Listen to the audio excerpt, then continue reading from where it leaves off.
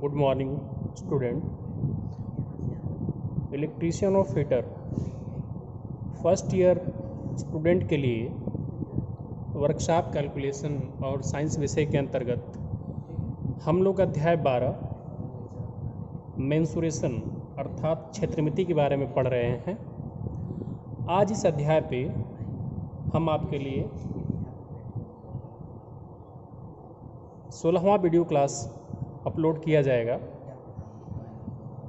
एक बार मैं आपको थोड़ा सा क्विक रिवीजन करा देता हूँ कि जो छात्र आज से अगर वीडियो देखना स्टार्ट करते हैं तो उनको समझ में आए कि इससे पहले क्या क्या चीज़ें इस अध्याय से पढ़ाई गई हैं।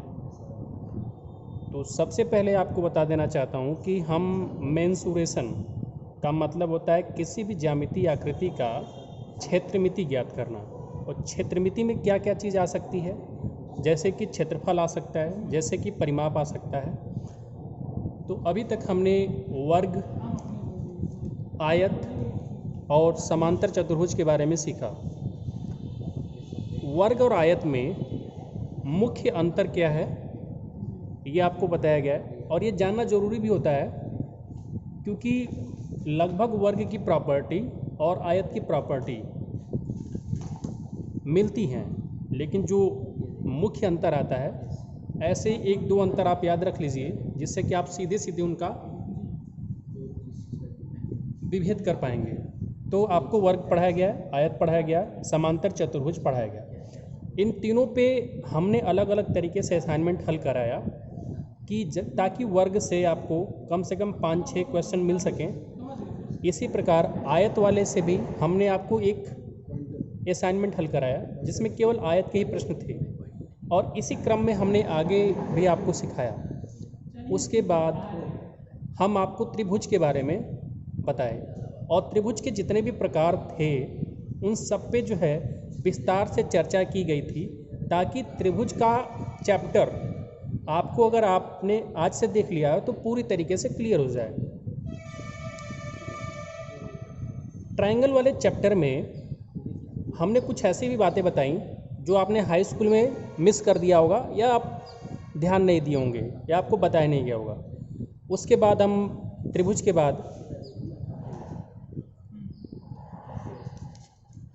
बाद आपको जो ज्यामितीय आकृति पढ़ाई गई उसमें हमने आपको एक नई प्रकार की ज्यामितीय आकृति जिसको हम षटभुज बोलते हैं, और षटभुज की परिभाषा ये थी कि ऐसी आकृति जिसमें 6 भुजाएं होती हैं और 6 भुजाएं प्रत्येक समान होती हैं। जैसे कि समबाहु त्रिभुज में 3 भुजाएं होती हैं तो उसमें प्रत्येक भुजा समान होती है। इसी प्रकार से षटभुज में 6 भुजाएं होती हैं और 6 भुजाएं समान होती हैं। अब इतनी ही परिभाषा नहीं थी षटभुज की, षटभुज में और भी परिभाषा थी कि 2 भुजाओं के बीच का कोण क्या होगा, क्योंकि पूछने वाला आपसे कहीं से भी प्रश्न पूछ सकता है, और अगर आपने उसका डिटेल अध्ययन किया है, दिमाग में फिट करा है कॉन्सेप्ट उसका, तो कहीं से भी आपको चीज़ें उतनी याद भी नहीं रखनी पड़ती हैं और आप उसका उत्तर भी सटीक दे देते हैं। तो षटभुज में मैंने आपको 2 चीज़ें परीक्षा के लिहाज से जो महत्वपूर्ण थी, जिस पे आपसे प्रश्न पूछा जा सकता है कंपटीशन में और साथ ही साथ आपकी ITI में, कि distance across flat. Distance across flat का मतलब होता है कि षटभुज में 2 समान भुजाओं के बीच की दूरी का सूत्र क्या होगा, और उसका निगमन भी हमने कराया था कि कैसे ये फार्मूला बनता है। इसके बाद हमने आपको डिस्टेंस अक्रॉस कॉर्नर की बताया कि डिस्टेंस अक्रॉस कॉर्नर अर्थात 2 असमांतर भुजाओं के बीच की दूरी क्या होगी, इसके लिए सूत्र कैसे बनाया गया था, इसको भी हमने प्रूव करके दिखाया। और साथ ही साथ आपको ये कहा गया कि सूत्र याद रखिए क्योंकि ये आपके किफ़ायती समय की बचत करेंगे। अब आगे से हम देखते हैं आज का जो हमारा वीडियो क्लास शुरू होगा। और एक चीज़ और, एक ज्यामितीय आकृति और आपके लिए छूट गई थी जिसको हमने इससे पहले वाली वीडियो क्लास में पढ़ा दिया था, जिसको हम इलिप्स, अंग्रेजी में इलिप्स बोलते हैं, हिंदी में इसको दीर्घवृत्त बोला जाता है। और दीर्घवृत्त की आकृति आपने हाई स्कूल में पढ़ी होगी कि ये अंडाकार जैसी आकृति होती है। इसमें 2 एक्सिस बोले जाते हैं, 2 अक्ष होते हैं, एक आपका क्षैतिज अक्ष होता है, एक लंबवत अक्ष होता है। और अगर आपको अक्ष देखना है कि क्या है तो आप देखिए कि ये जो है क्षैतिज अक्ष होता है और ये लंबवत अक्ष होता है।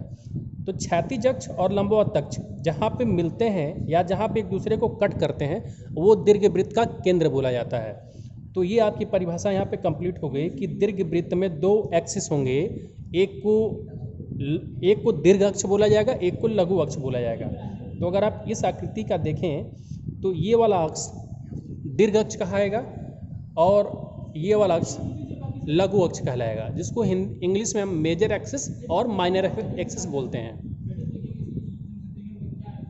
तो थोड़ी सी मेरी बातों का आप ध्यान देंगे तो आपका जो है इम्प्रूवमेंट इस तरीके से होगा कि आपको इंग्लिश भी थोड़ी बहुत अच्छी तरीके से आ जाएगी। अब यहाँ पे आप देखेंगे तो हमने आपको बाद में जो असाइनमेंट कराया वो अलग प्रकार से केवल इलिप्स पे कराया, ताकि इलिप्स के जितने भी क्वेश्चन हैं वो सारे के सारे आपको क्लियर हो जाएं। इसके बाद हमने आपको षटभुज पे कराया। षटभुज पे जितने भी प्रश्न बन सकते थे वो सारे कराए गए और एक ही जगह पे कराए गए, जिससे कि आपका जो है एक ही जगह पे फोकस केंद्रित हो सके। अब हम आज का वीडियो क्लास शुरू करते हैं, जिसमें हम कुछ सॉलिड फिगर की चर्चा करेंगे, जिसमें हमारा फर्स्ट नंबर पे आएगा क्यूब। क्यूब एक ऐसी आकृति है जो 6 भुजाओं से मिलकर के बनती है। आपको डायग्राम में दिखाई दे रहा होगा, चूँकि ये क्यूब जो है 3D होती है, तो इसमें आपको हम 6 भुजा में, ये देखिए ये जो है आपको फर्स्ट एक पहली भुजा हो गई जिसका पहला सतह हो गया। क्यूब को अगर आपको फिजिकल तौर पे देखना है तो आप लूडो में जो पासा देखते हैं वो एकदम क्यूब के आकार का होता है और उसकी सभी भुजाएं भी समान होती हैं। तो जो पासा होता है वो क्यूब के आकार का होता है, जिसको हम हिंदी में घन बोलते हैं। अब हम ये ज्यामिति पढ़ रहे हैं, तो जब भी हम कोई भी आकृति के बारे में चर्चा करेंगे तो उसमें हम उसकी क्षेत्रमिति भी जानेंगे। क्षेत्रमिति में क्या हम जानेंगे, उसका क्षेत्रफल क्या होगा। तो ये हमारा जो क्यूब है, क्यूब की प्रॉपर्टी जो सबसे आपको ध्यान देनी है कि इसकी सभी भुजाएं समान होंगी। इसमें 6 सतह होंगे। सतह आपको दिखाई दे रहा है कि एक सरफेस ये हो गया, एक सतह ये, एक सतह ये, इस तरह से कुल 6 सतह हैं। घन का आयतन का जो सूत्र होता है वो भुजा का घन होता है। अगर आपको किसी क्यूब की या किसी घन की भुजा का मान मालूम है तो आप उसका घन कर देंगे, अर्थात उसका क्यूब निकाल लेंगे, तो आपको उस घन का आयतन अर्थात वॉल्यूम पता चल जाएगा। और घन का आयतन हम निकालते ही क्यों हैं, तो अगर कोई कमरा है वो घनाकार है तो उसमें कितना सामान आ सकता है या उसकी कैपेसिटी कितनी है, इन सब चीज़ों के लिए आयतन का जानना जरूरी होता है। और हमने बता भी दिया कि घन के आयतन का सूत्र क्या होता है, तो भुजा का घन होता है। अब अगर ये पूछा जाए कि सतह का क्षेत्रफल क्या होगा, तो मान लीजिए कोई आपका रूम है वो घनाकार है और आपको उस रूम पे पेंटिंग करानी है, तो अगर आपको क्षेत्रफल पता होगा तो आप उस पर पेंटिंग का अर्थात पुताई का खर्चा भी निकाल सकते हैं कि कितना खर्चा आएगा। तो एक बात ध्यान दीजिए कि जब भी पुताई होती है तो केवल 4 सतह की होती है। कोई भी अगर घनाकार कमरा है तो उसके 4 सतह की पुताई होगी। ऊपर का छत को छोड़ दिया जाता है और नीचे के बॉटम को अर्थात आधार को कभी नहीं पोता जाता है। तो ये आपने कॉमन सेंस की बात है देखा होगा। तो इसका मतलब कि ये जो 4 सतह जिन पे पुताई होती है उनको हम क्या बोलते हैं, संयुक्त रूप से उनको वक्र पृष्ठ बोला जाता है। तो घन का वक्र पृष्ठ का क्षेत्रफल क्या हो जाएगा, तो वक्र पृष्ठ का क्षेत्रफल, वक्र पृष्ठ में हम केवल 4 सतह को शामिल कर रहे हैं, तो इससे हमें केवल 4 सतह का ही क्षेत्रफल इसमें शामिल करना होगा। तो जब एक सतह का क्षेत्रफल वर्गाकार है तो बाकी 4 सतह का क्षेत्रफल भी वर्गाकार ही होगा। तो 4 सतह का क्षेत्रफल कितना हो जाएगा, 4a²। तो इस प्रकार से एक घन के वक्र पृष्ठ का क्षेत्रफल का सूत्र क्या आपको मालूम हुआ, 4a²। और यूनिट का भी स्क्वायर होगा। यूनिट का स्क्वायर हम इसलिए बता रहे हैं कि घन की भुजा जिस यूनिट में दी गई होगी उसी में आपका क्षेत्रफल भी होगा। जैसे अगर घन की भुजा मीटर में दी गई है तो क्षेत्रफल मीटर स्क्वायर हो जाएगा। घन की भुजा मिलीमीटर में दी गई है, तो क्षेत्रफल मिलीमीटर का स्क्वायर हो जाएगा। तो वक्र पृष्ठ का क्षेत्रफल का सूत्र क्या हो गया, 4a²।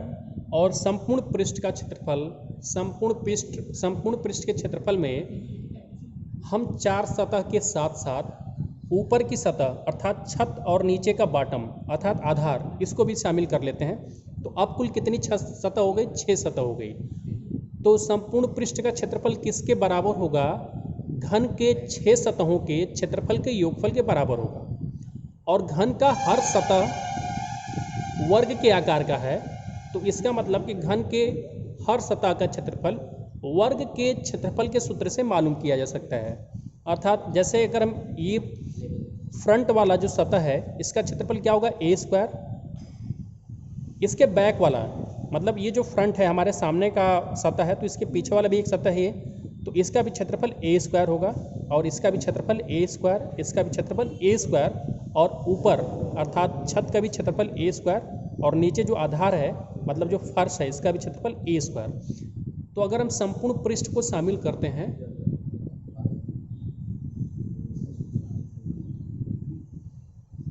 तो इस संपूर्ण पृष्ठ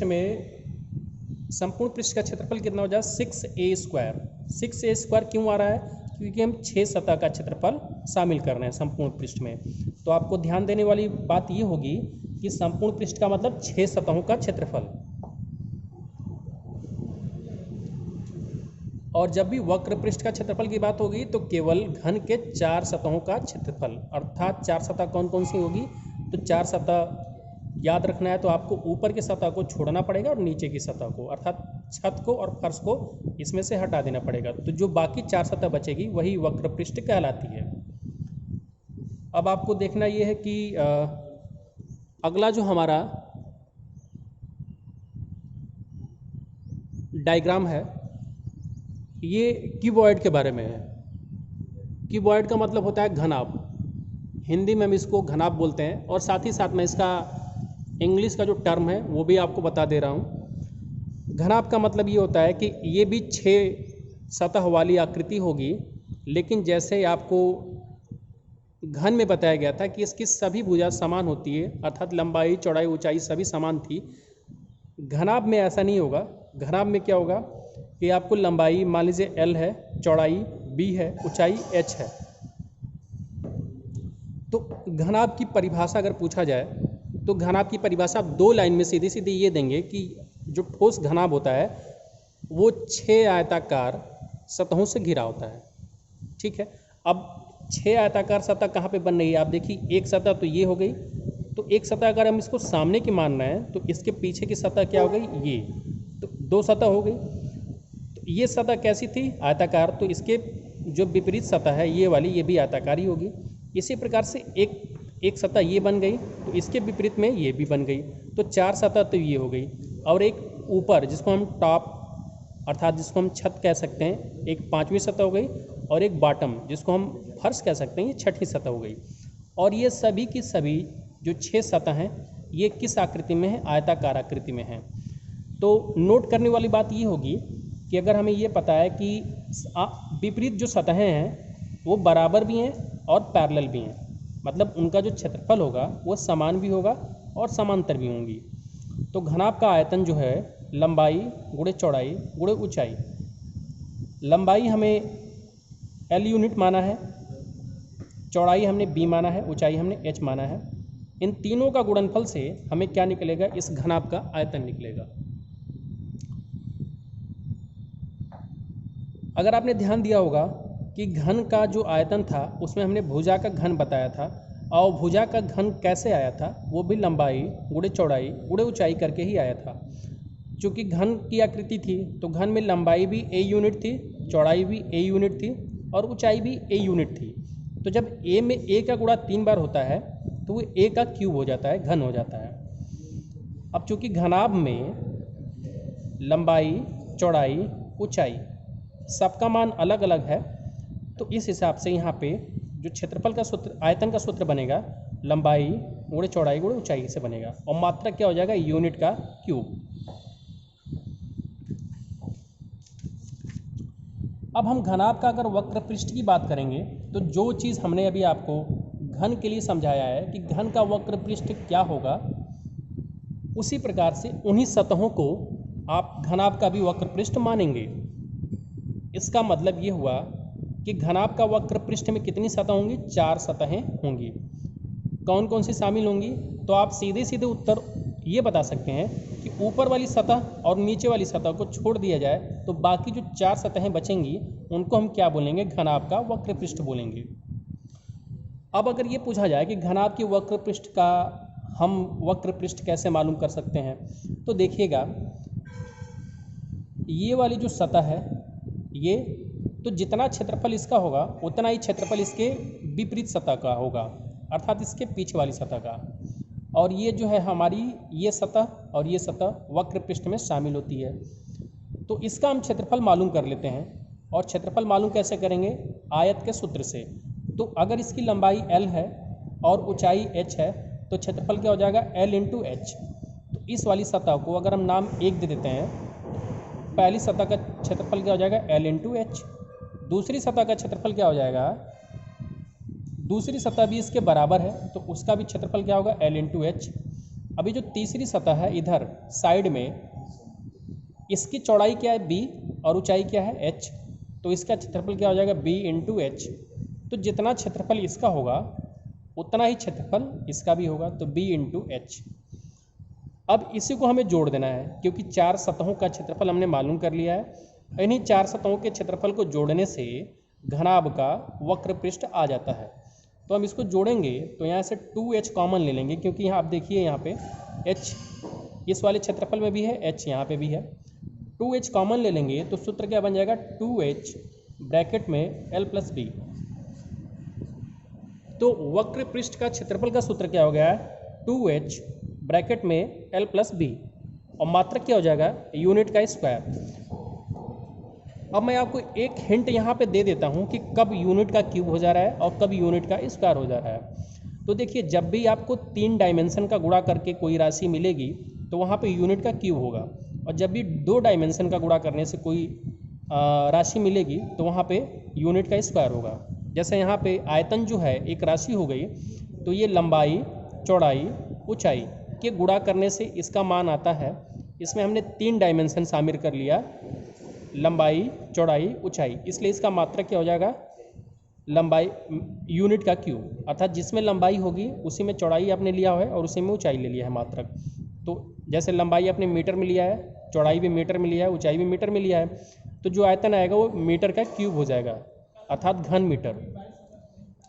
और जो वक्र पृष्ठ का क्षेत्रफल होगा इसमें आप देखेंगे तो 2 डायमेंशन का गुणा हो रहा है, एक तो आपकी ऊंचाई है और एक लंबाई और चौड़ाई को जोड़ करके एक राशि बन रही है, एक डायमेंशन। तो इससे यूनिट का स्क्वायर होगा। और संपूर्ण पृष्ठ का क्षेत्रफल क्या हो जाएगा? संपूर्ण पृष्ठ का क्षेत्रफल का सूत्र जो हो जाएगा, हमने 4 सतहों का क्षेत्रफल तो पहले से ही निकाल लिया है। एक टॉप की जो सतह बच गई थी उसका क्षेत्रफल मालूम कर लें और उसके बराबर ही नीचे की सतह का होगा, अर्थात फर्श का। इन दोनों को वक्र पृष्ठ के क्षेत्रफल में जोड़ दिया जाए तो संपूर्ण पृष्ठ बन जाता है। तो देखिएगा ज़रा, हमने ये मालूम किया था कि जो सामने वाली सतह है और उसके विपरीत उसका क्षेत्रफल क्या हो जाएगा? l into H. और चूँकि ये दोनों बराबर है तो ये 2l इंटू एच हो जाएगा। इसी प्रकार से बैक वाली और इसके विपरीत बैक वाली, तो इसका क्या हो जाएगा? 2bh, तो ये 2bh हो गया। और जो ऊपर वाली सतह है इसका क्षेत्रफल क्या होगा? l into B, l into B, और ये भी 2 बार है क्योंकि एक ऊपर की सतह और उसके ही बराबर में क्षेत्रफल होगा नीचे की सतह का, तो 2lb। और इन तीनों को जोड़ेंगे तो हमारा संपूर्ण पृष्ठ का जो क्षेत्रफल का सूत्र बनेगा वो 2 कोष्ठक में lb plus bh plus hl, जहाँ पे l क्या है? लंबाई, b क्या है? चौड़ाई, h क्या है? ऊंचाई, और मात्रक क्या हो जाएगा? यूनिट का स्क्वायर। तो आज हमने आपको घन और घनाभ के बारे में पूरे विस्तार से चर्चा कर दी है, और आपसे मैं ये कहना चाहता हूँ कि आप सूत्र जो है, फार्मूले जो आपको यहाँ पे डिराइव करके अच्छे तरीके से बताए गए हैं उनको अपने दिमाग में रखिए, ताकि जब आपको असाइनमेंट कराया जाए तो डायरेक्ट आप इन फार्मूला का यूज कर सकें, इस्तेमाल कर सकें। तो आज के लिए इस वीडियो में इतना ही। वीडियो देखने के लिए आपको धन्यवाद।